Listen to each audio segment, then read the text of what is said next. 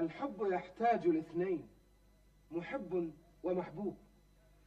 كذلك اللصوصية تحتاج لسارق ومسروق. إذا زال المحب زالت المحبة، وإذا زال السارق زالت السرقة.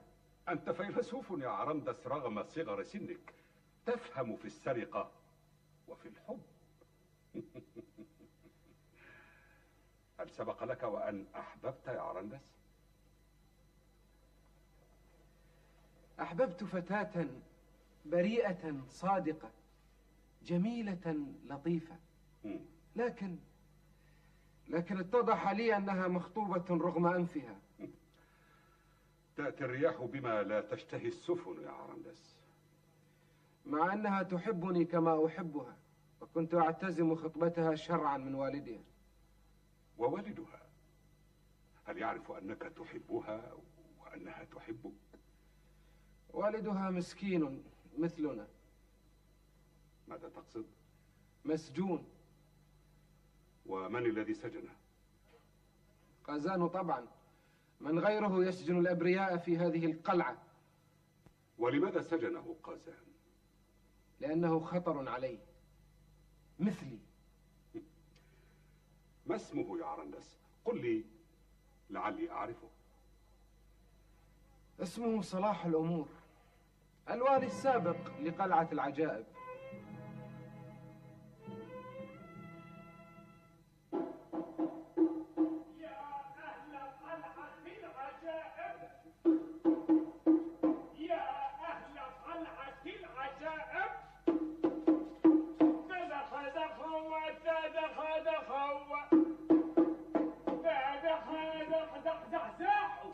افسحوا الطريق لجابينا، جابي قزانكم هللوا وتزخزخوا وتزخزخوا تزخزخوا يا أهل قلعة العجائب. تزخزخوا وتزخزخوا.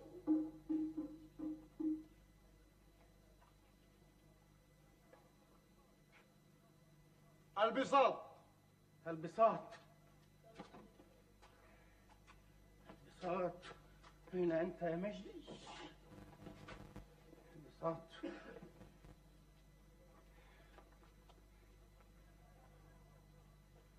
البطيخ والشراب. البطيخ والشراب. البطيخ، أين أنت يا مجدي؟ تركني الولد. والشراب. الشراب الشراب الشراب الشراب الشراب يا جابينا. الجباية، انتهت المهلة المعطاة لكم. أبا الطيب، يا أبا الطيب. نعم. 4500 دينار.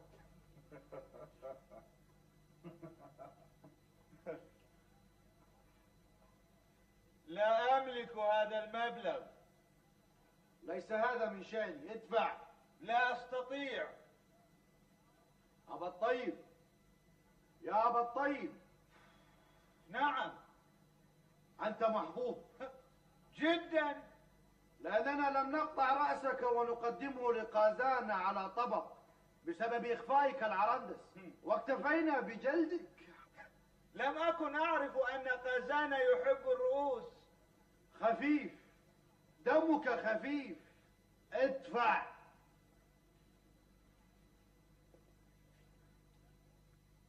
لو معي هذا المبلغ لهجرت بلادا أنت فيها. اشهد يا مطبخي. الحقيقة يا جابينا أننا كنا قد طلبنا إمهالنا بعض الوقت لتدبير المبالغ اللازمة، ولكننا لم نتمكن من تدبير المال. أنت أيضا؟ لا لا لا لا لا تسئ فهمي يا جابينا. لا تظن أني لن أدفع، سأدفع، ولكني لا أملك المال الكافي الآن. عجيب، لا تملكون المال الكافي. نعم، ولا نريد أن ندفع. نعم. قلها وأرحنا، قلها. أنطق الجوهرة، إنه العصيان. أشم رائحة عصيان ضد قازان. سمه ما شئت. نجح والله العرندس. هي إذن تحبك أنت؟ نعم. ألا أستحق أن أحب؟ العفو، أنت فتى طيب صادق وشجاع. ليت كل أهل القلعة مثلك. أشكرك. لطالما تمنيت أنا في سجني هذا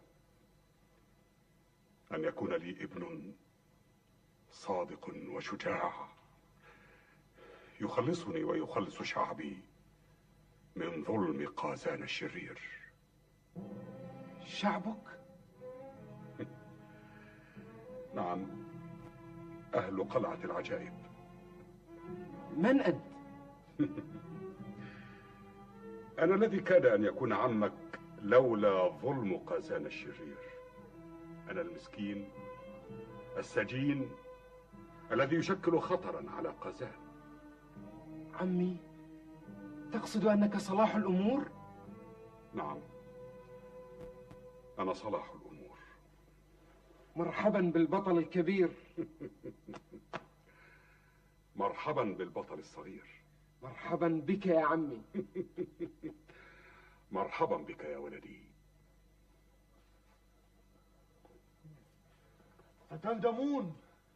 ستندمون، ستعضون أصابعكم ندما وأسفا وحسرة. لن ندفع. لن تدفعوا، ها؟ نعم، لن ندفع. لن يسلم أي واحد منكم من غضب قازان الخليع عليه. لن ندفع. سوف يأتيكم جمعة بصوته وعساكره وفي عينيه غضب ولهيب. لن ندفع. سيريكم النجوم في عز الظهر.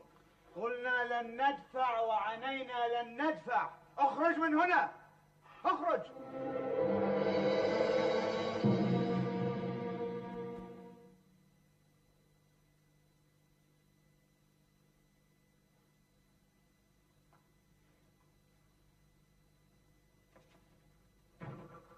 يجب أن نخرج من هنا.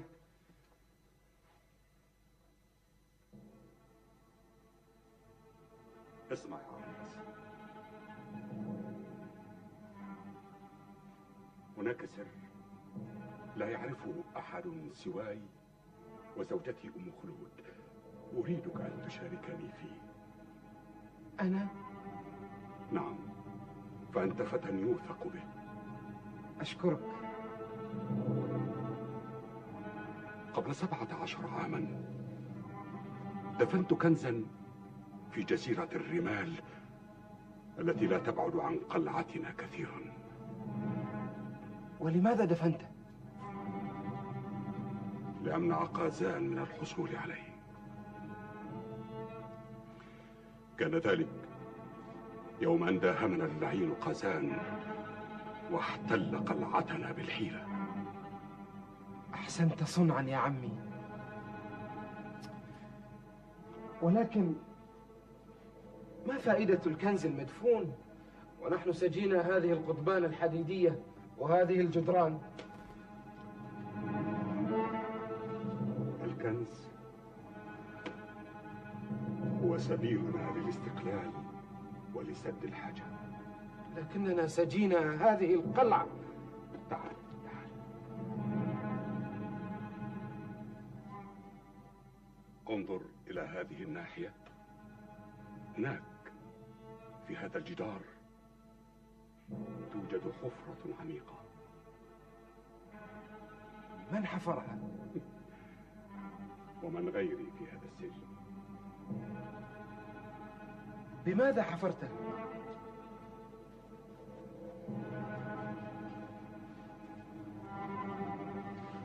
بهذه الملعقة. 17 سنة وأنا أحفر ليلا وفي النهار إذا غفل عني الحراس حفرت. 17 سنة، وما الذي تمكنت من حفره؟ سرداب يؤدي إلى السور الخارجي للسجن والمطل على البحر. هذا هو التصميم بعينه. نعم يا ولدي، هذه الحفرة هي أمل الذي أعيش من أجله لأتمكن من الهرب ومساعدة أهلي وشعبي. وهل اكتمل حفر السرداب؟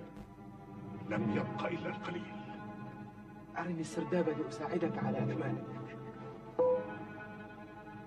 في الليل، في الليل.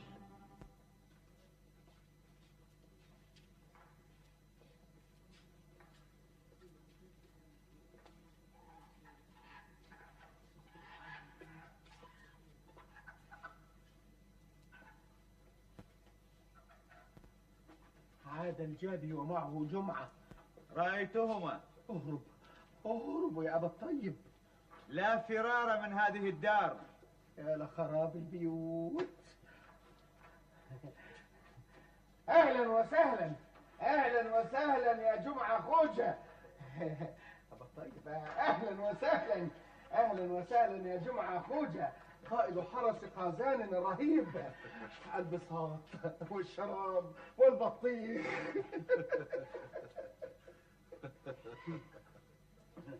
هذا هو.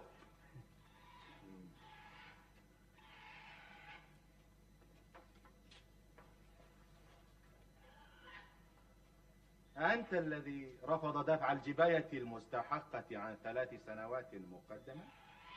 نعم، أنا الذي رفض دفع الجباية. لا لا لا لا, لا لم نرفض يا جمعتنا، لم نرفض. ولكن طلبنا تأجيل الدفع. سندفع سندفع. لن ندفع.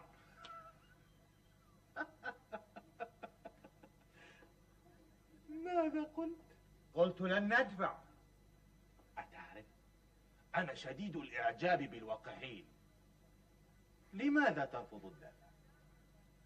لأن جابي قازان رجل ظالم. أنا ظالم؟ هذه تهمة باطلة. ألا تعرف أن جابي قازان هو جابينا وجابيكم وجابي الناس أجمعين؟ إنه ليس ملكا لقازان وحده، لا لا لا لا لا، إنه منكم وإليكم. نعم، لماذا تعاملونه هذه المعاملة السيئة؟ نعم، لماذا تصفونه بأنه الرجل الظالم؟ نعم، لماذا؟ يا حرام يا حرام. وأنا أيضا واحد منكم. انظر.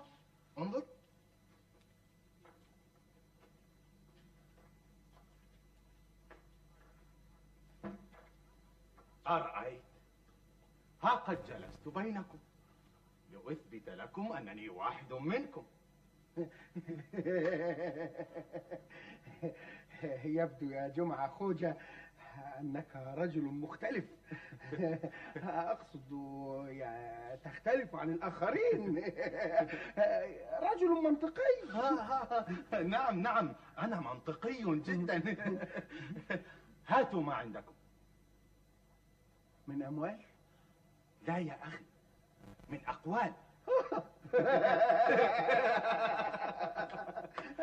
آسف يا جمعة خوجة، لقد أسأت الفهم. أنت تقدم يا رجل، تقدم. هاتي ما عندك، أسمعنا. صدق من قال إنما أولادنا أكبادنا تمشي على الأرض. يا وعدي، أين أنت يا عرندس؟ وكيف السبيل إليك؟ خلف القضبان يا عمتي. أعرف ذلك. لو كنت صبية لتسلقت جدران السجن وخلعت أبوابه. هوني عليك يا جدة.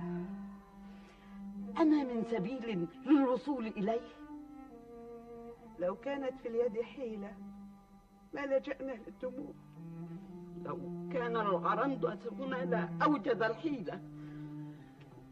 لو كان العرندس هنا لما اجتمعنا للتفكير في إنقاذه من السجن يا عمتي.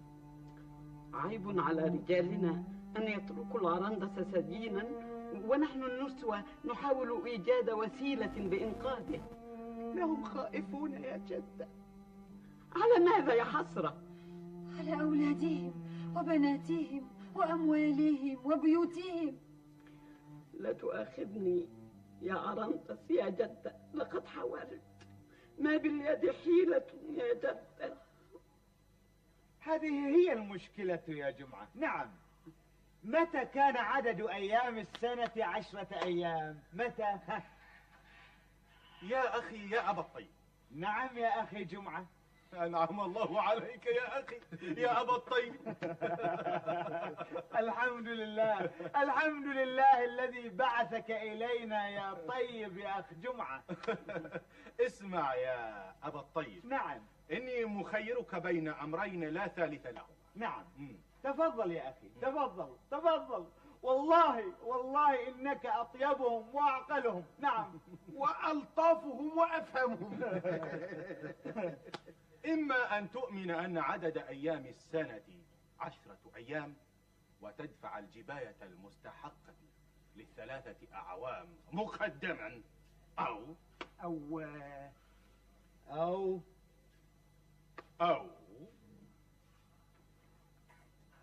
أقطع رأسك.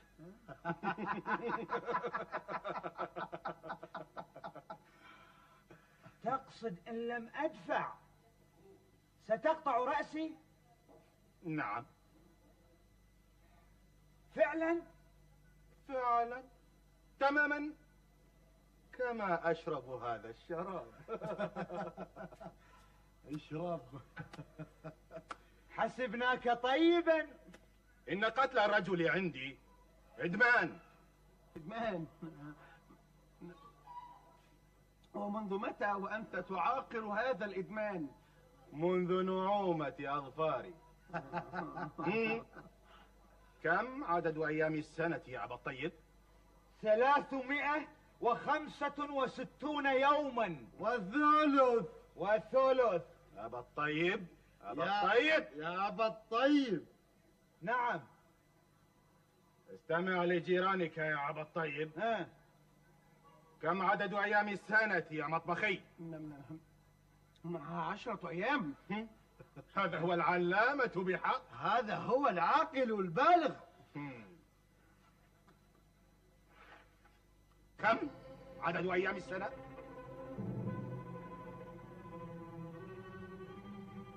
10 أيام. أحسنت يا أبا الطيب. أحسنت. وكم عدد أيام السنوات 3؟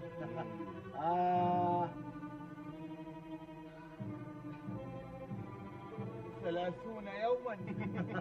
وكم تبلغ جباية قازانا ل3 سنوات؟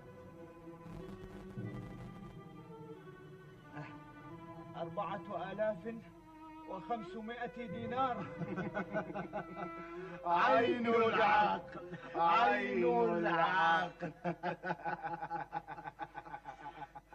ادفع وقدمك فوق رقبتك.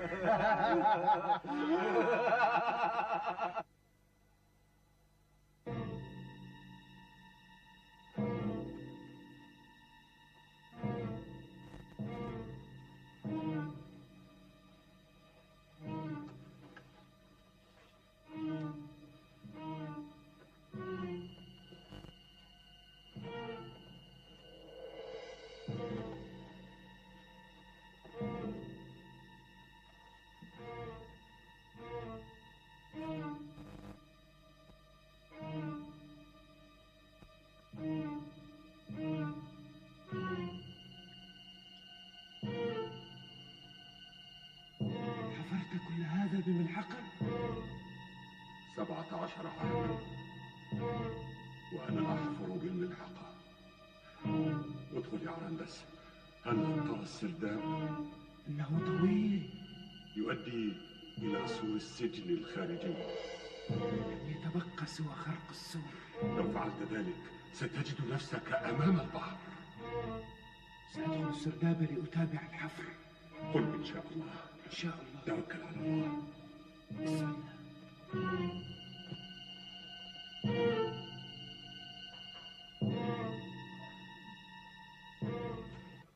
أعوذ بالله من الشيطان الرجيم. بسم الله الرحمن الرحيم. وجعلنا من بين أيديهم سدا ومن خلفهم سدا فأغشيناهم فهم لا يبصرون. وجعلنا من بين أيديهم سدا ومن خلفهم سدا فأغشيناهم فهم لا يبصرون. فهم لا يبصرون. فهم لا يبصرون.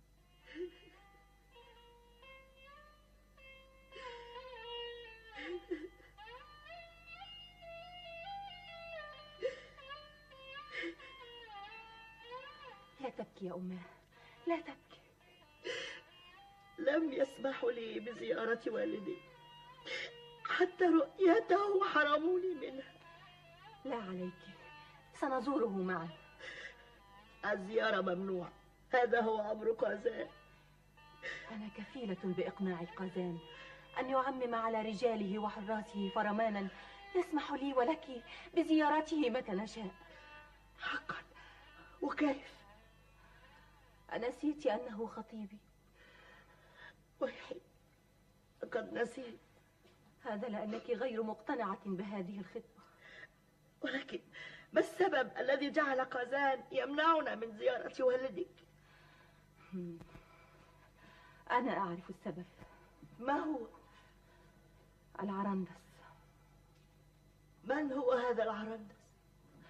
فتى شجاع بطل تحدى قازان ورجاله وحاربهم، فقبضوا عليه وزجوا به في السجن مع والدي. بارك الله في هذا العرندس.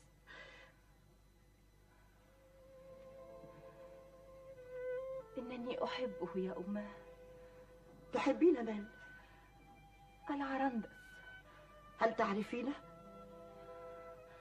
مر بحديقتنا والحرير الدمقسي على كتفه. يلبس الحرير؟ بل يبيع الحرير. بائع؟ متجول. منذ وقع نظره علي وقع هو في حبي، وأنا أيضا. مسكين يا عرندس. ولكن هل يعرف أبوك شيئا عن شريك سجني؟ لا، لهذا يجب أن نزور أبي.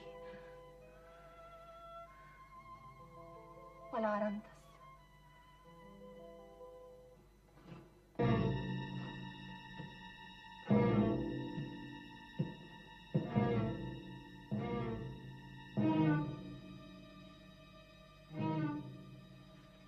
هيا يا أمي.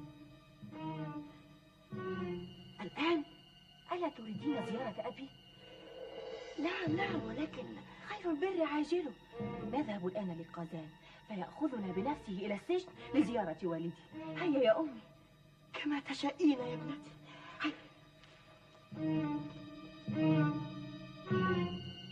عرندس، عرندس. نعم. هل أنت بخير؟ نعم، ولكنني أحتاج لمساعدتك. لماذا؟ إذا نحن دفعنا بأكتافنا هذا الحجر فتحنا ثغرة من السور دون حاجة للحفر. حقا؟ نعم. أنا قادم إليك، قادم إليك.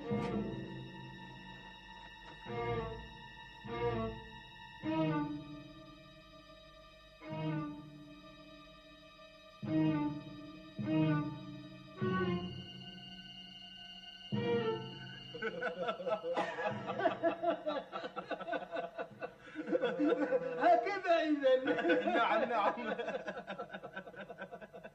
لقد ظنوا أنني طيب.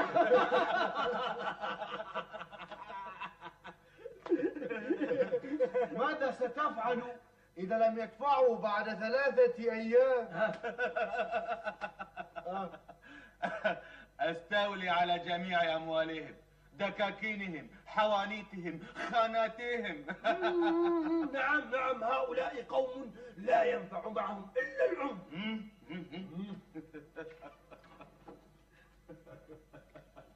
انتباه.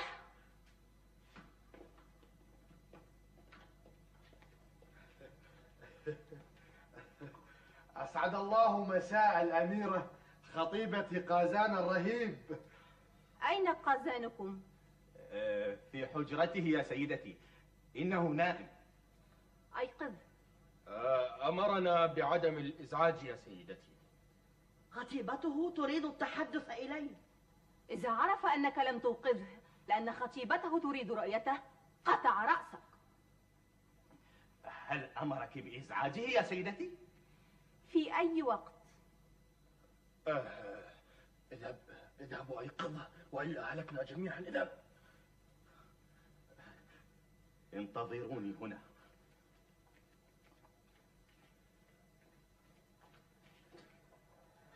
سنجمع جباية 3 سنوات من أجل العرس.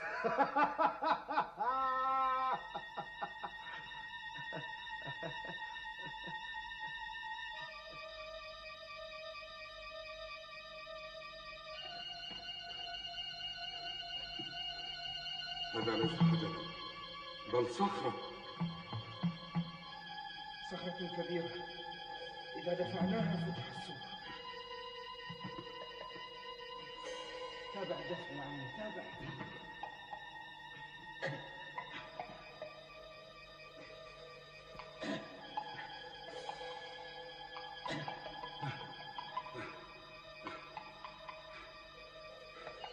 لقد أنهكني الدفع وألم كتفي. الصبر يا عمي، الصبر. يجب أن نتحمل ألم ساعة من أجل حرية سنوات وسنوات. أجل يا بني، فلنتابع.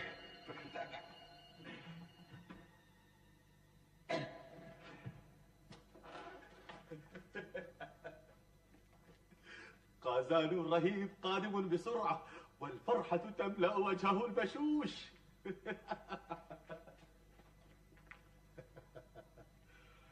إنه يحب العروس.